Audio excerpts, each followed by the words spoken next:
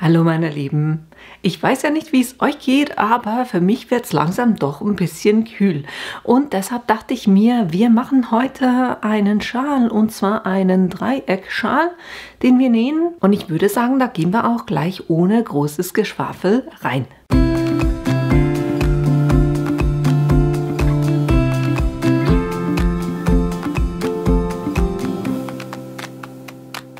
Dieser Schal ist wirklich super auch für Nähanfänger oder Näheinsteiger, besser gesagt, geeignet, weil der Zuschnitt ist super einfach, das Nähen ist super einfach, weil ihr müsst quasi einfach geradeaus nähen können. Ich habe hier zwei Stoffe, einen Baumwollstoff und ein Vlies. Da könnt ihr natürlich das nehmen, was ihr mögt. Ich mag es einfach, wenn innen drin, wenn ich was Weiches habe. Da müsst ihr allerdings aufpassen, der geht ein bisschen ein beim Waschen, ne? Und von den Maßen her, ihr könnt das auch individuell so anpassen, wie ihr das mögt.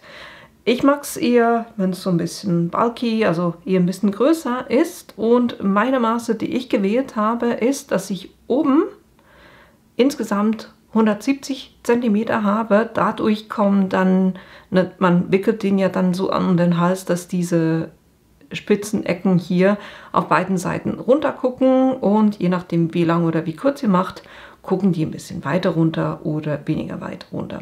Wie gesagt, ich habe den Stoff so zugeschnitten, dass ich hier eine Länge insgesamt von 1,70 habe. Ich habe den Stoff ganz einfach in den Bruch gelegt und ab der Bruchkante 85 cm gemessen, die Hälfte von 170, und habe das hier so hingelegt, und von oben nach unten, das ist dann so lange, wie quasi die Spitze an eurem Vorderkörper runtergeht, und hier habe ich 60 cm genommen, und dann habe ich mir einfach diese Ecke markiert und diese Ecke markiert und dann diese Linie verbunden und den Stoff so zugeschnitten.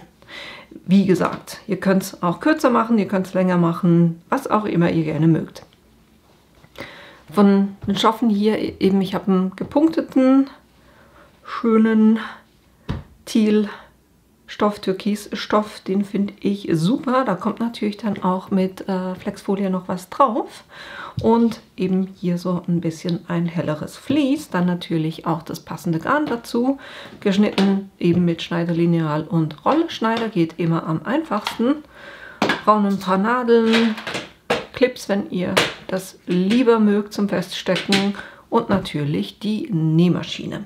Jetzt, was wir als allererstes machen, ist das Ganze rechts aufeinander zu legen und zusammenzustecken.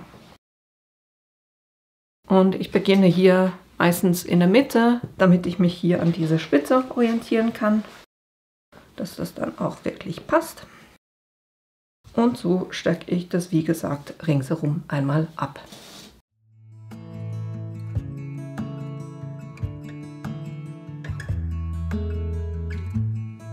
It's a hard thing to know that your soul will stay hollow,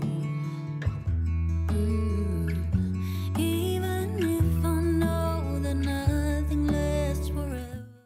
So, das habe ich gemacht, und ich habe jeweils auch geguckt, dass ich die Nadeln gleich in die entgegengesetzte Nährichtung feststecke. Das heißt, ich nähe jeweils so runter, und dann kann ich die Nadeln auch einfacher rausziehen, wenn die eben genau in die andere Richtung gucken. Jetzt brauchen wir auch noch eine Wendeöffnung. Ich würde sagen, ich mache da 15 cm, so in etwa fast auf der Höhe der Ecke, und markiere mir das einfach mit zwei Nadeln, damit ich dann weiß, dass ich hier die Wendeöffnung offen stehen lasse. So. Und jetzt können wir eigentlich auch schon ans Nähen gehen. Das heißt, ich beginne hier bei der Wendeöffnung, 1 cm Nahtzugabe, verriegle hier, nähe hier runter. Hier unten lasse ich dann die Nadel unten und hebe das Nähfüßchen, wende das, und dann nähe ich diese Kante und so einfach ringsherum, bis ich wieder bei der Wendeöffnung angelangt bin, und dann nähe ich logischerweise nur bis hier, und da verriegle ich auch wieder. Und genau das nähe ich schon mal. It's not easy to let go.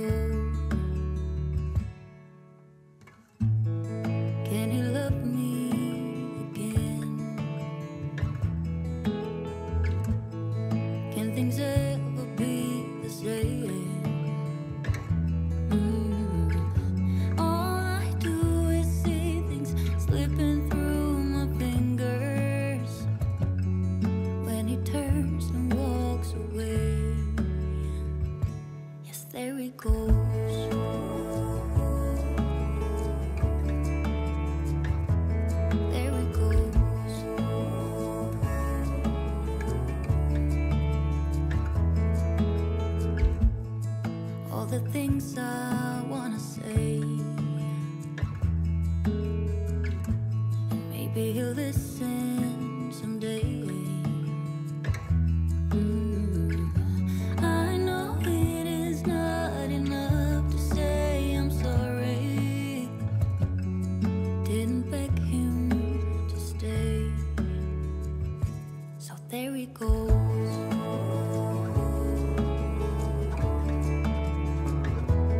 There he goes.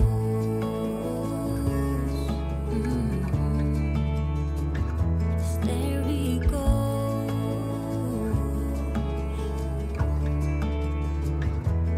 There he goes.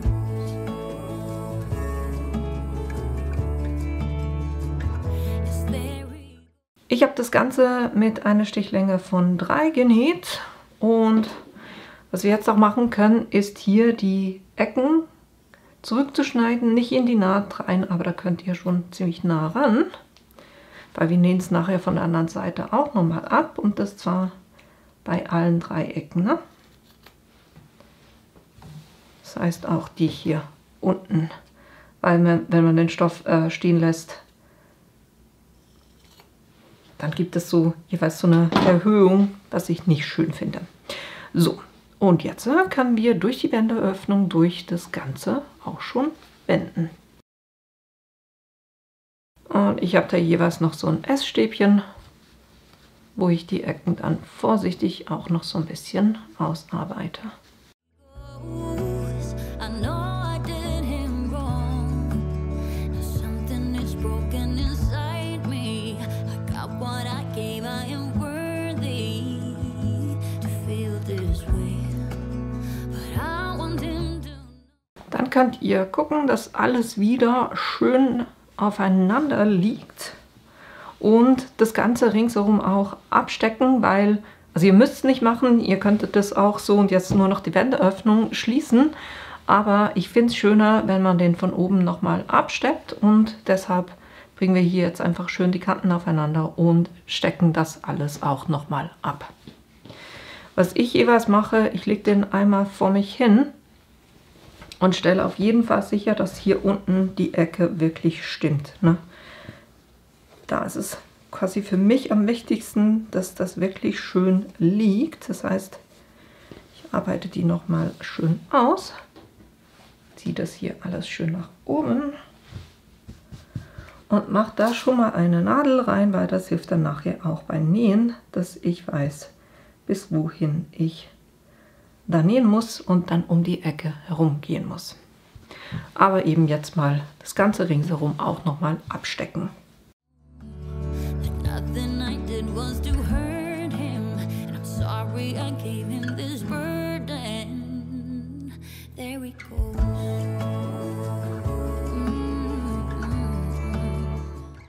Dann haben wir ja hier noch unsere Wendeöffnung und für diejenigen, die das eben nicht abnähen wollen, dann müsstet ihr das hier mit einer Leiternaht schließen.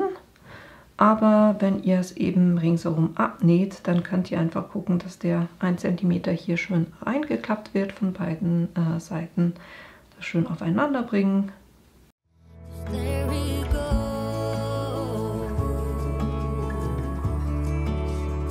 Yes, there he goes. So, und so können wir die dann gleich verschließen, wenn wir jetzt alles nochmal abnähen. Das heißt, diesmal ohne Wendeöffnung einfach einmal ringsherum nähen und ich würde da so Nähfüßchenbreite gehen, ne? Und das auch mit einem Dreierstich, also der Länge 3 eingestellt, einfach einmal ringsherum abnähen. Und auch hier, ne, wenn ihr da in den Ecken ankommt, dass ihr die Nadel unten stehen lasst, Füßchen heben, das Ganze wenden, Füßen wieder runter und weiter nähen. Ne? Das mache ich jetzt auch noch.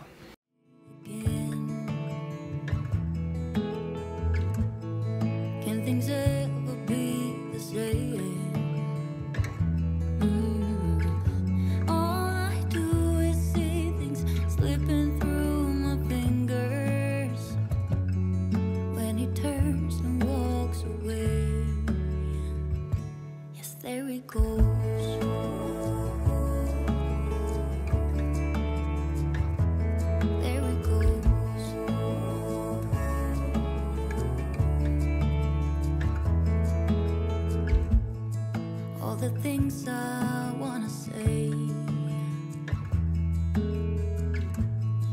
feel this in someday.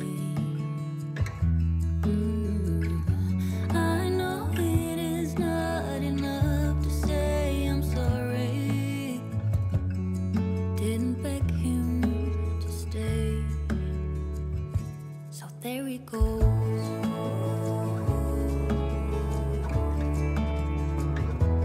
There he goes.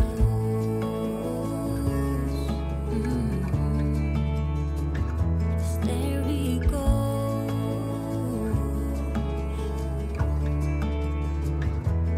There he goes.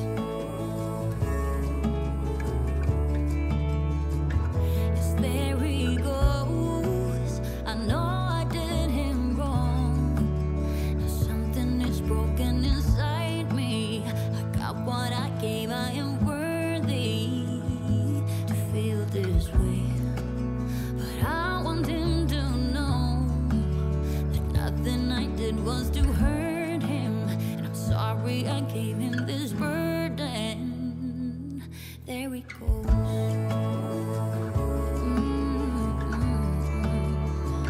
Yes, there he goes.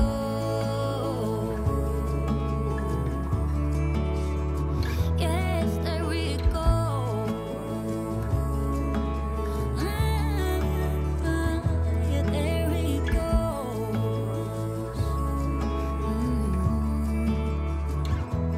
There he goes. So, und wenn ihr das abgenäht habt, dann habt ihr quasi eigentlich schon euren Dreieckschal. Was ich gerne habe, ist, na, wenn man den trägt, kommt ja quasi so, ne, kommen hier diese Ecken runter. Der ist bei mir jetzt aber nicht so extrem lang, dass ich die irgendwie verknoten könnte. Und was ich gerne mag, ist, wenn ich die hier unter dem Dreieck einfach mit einem Druckknopf zusammen machen kann. Und dann kann man das hier wunderbar drüber legen und hat so einen Schal, der auch nicht verrutscht. Aber ne, das könnt ihr auch mit zum Beispiel einem normalen Knopf machen. Ihr könnt es gar nicht machen, also wie auch immer ihr das gerne hättet. Wie gesagt, ich mache hier gerne einen Druckknopf dran. Jetzt muss ich kurz gucken, wie das zu liegen kommen wird, wenn das dann schön drapiert ist.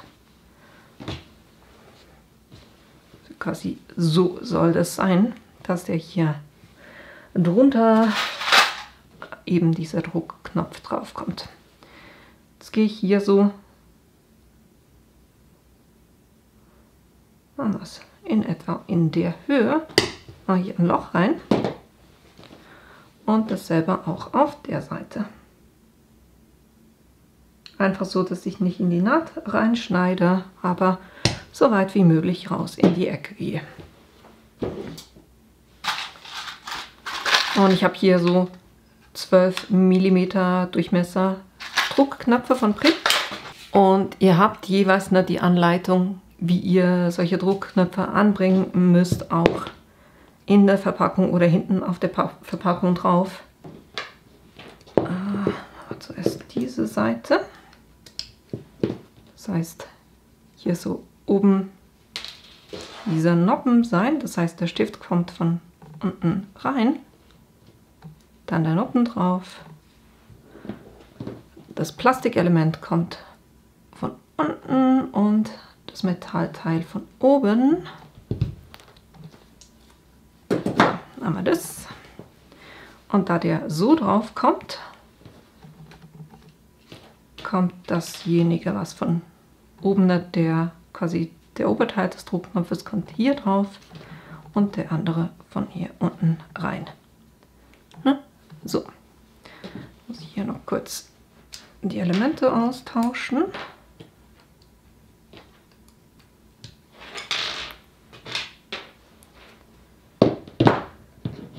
Und hier haben wir das Teller, kommt da auf die schöne Seite vom Druckknopf. Das andere hier unten rein und mit Schmackes zumachen. So, und dann kann man den schön hier quasi unter dem Schal das zumachen. Das heißt, wenn ich den jetzt tragen will, hier unten ist die Ecke, dann geht ja das alles hier hinter dem Nacken durch. Na, habt ihr hier vorne schönes Dreieck. Und dann würde ich eben quasi unter dem Dreieck mache ich den ganz einfach zusammen. Und dann habe ich hier immer noch genug Luft am Hals, ne? Und der liegt dann halt einfach auch wirklich schön so. Ne? Das ist meine Idee. So, und was ich jetzt noch will, ist hier vorne noch einen Schriftzug drauf bringen, weil das wäre sonst nicht ich, ne? Jetzt muss ich noch kurz plotten und bin dann gleich wieder zurück. Warum mache ich das jeweils ohne euch? Weil ich extrem lange habe, bis ich weiß, was für einen Schriftzug ich oder was für eine Schriftart ich wählen will. Ich habe es kurz mit dem Maker gemacht und ich habe tatsächlich eine von den Cricut-Schriften genommen, die heißt DTC Miss Honey. Die habe ich genommen und mit Flexfolie natürlich das Ganze spiegeln, ne?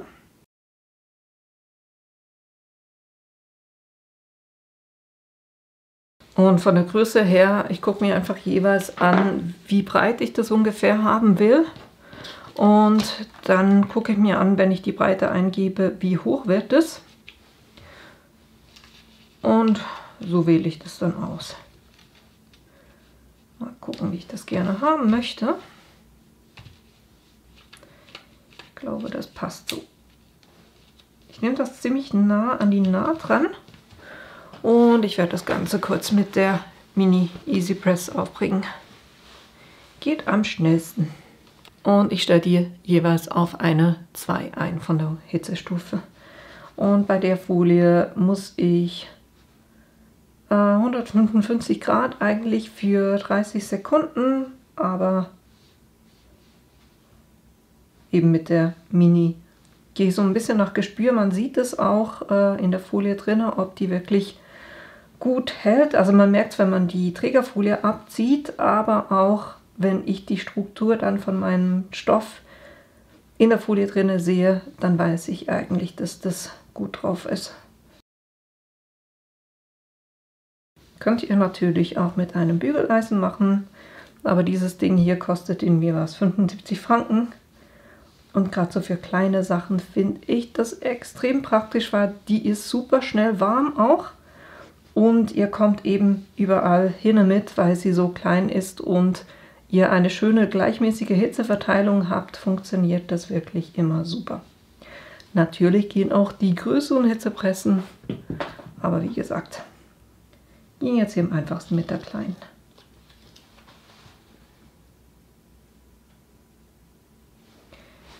Ich habe noch einzelne Stellen, wo ich ein bisschen mehr drauf will und auch nie, ne, mit der Hitze direkt auf die Folie drauf. Die verbrennt euch oder die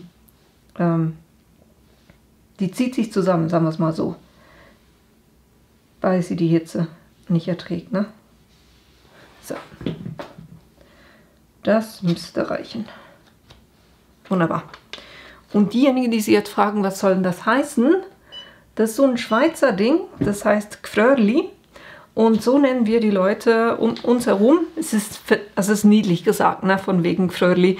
Das sagt man zu seinen Freunden, wenn man jemanden dabei hat, der oder die immer kalt hat, ne? Immer sehr schnell kalt hat, dann ist es in unserem Sprachgebrauch das Gfrörli. So. Und das ist eigentlich auch schon der fertige Schal. Also mehr ist nicht. Es ist wirklich super einfach, super schnell gemacht.